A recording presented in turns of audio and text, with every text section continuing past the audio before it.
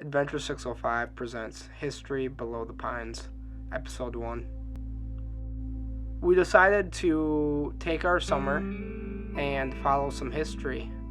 Our first big historical visit was the Ingersoll Mine.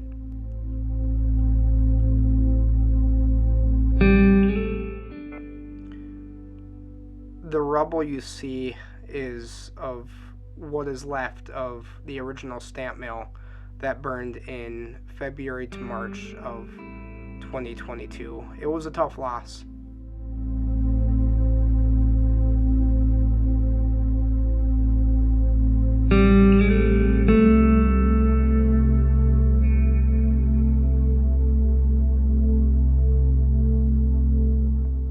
So the Ingersoll Mine was a Beryl Crystal mine.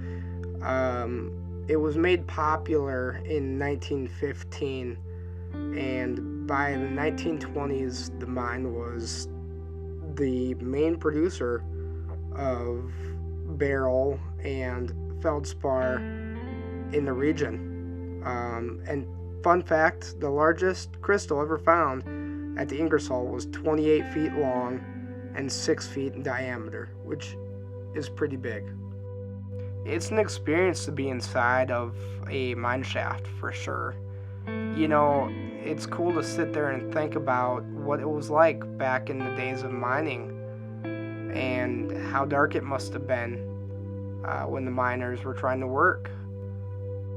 The wooden structure you see is scaffolding for the miners so that they could get up higher at the rock or that they were trying to get at.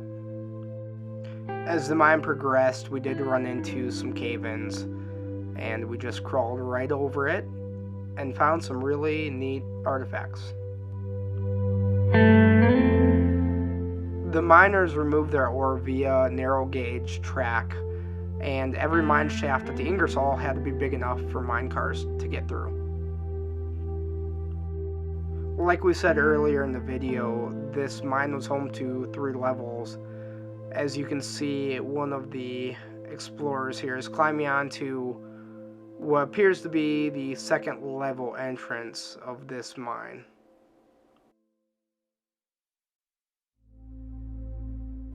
The deeper we got into the mine, the older it got, and we got to see some really cool old wooden supports and wooden beams. Typically, these can be very dangerous and give off gases with them, so you have to be very careful around these wooden beams and supports.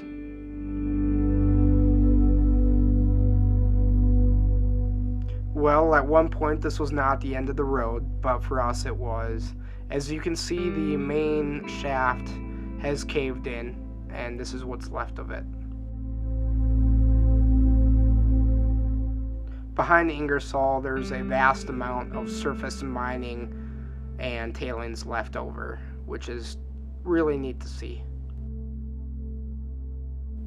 And the views from the top were incredible. It was a great way to end our adventure at the Ingersoll. Thank you to the private landowners who let us in.